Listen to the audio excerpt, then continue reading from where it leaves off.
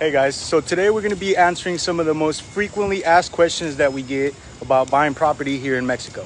First off, and one of the most frequently asked is, I thought foreigners couldn't own property in Mexico.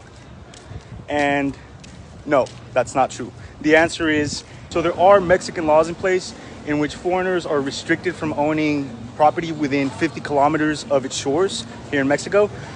But there's a way around that. You can easily open a bank trust in which you are designated as the beneficiary, and that's the way to simply get around this legislation. Another question: can I transfer the rights to my property later on? Yes. This is a bank trust, so you can designate any other beneficiary at will. If you're selling to another Mexican national, you can just cancel your trust and they can own directly. So you're free to do as you please with your property after you buy it. Question number 3.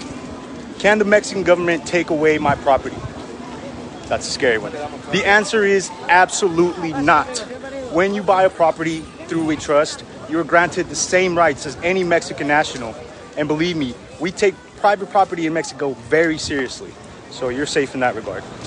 Okay, so here's another question that we usually get. Do I need to be present to buy my property? So the only time that you actually need to be present is at the moment of titling, where you need to sign your title, obviously. But other than that, it can mostly be done remotely. Fifth and final question, and this is when we really get a lot, is do I need my own lawyer? So in this regard, if you're buying your property through a reputable developer or broker, you're most likely well off.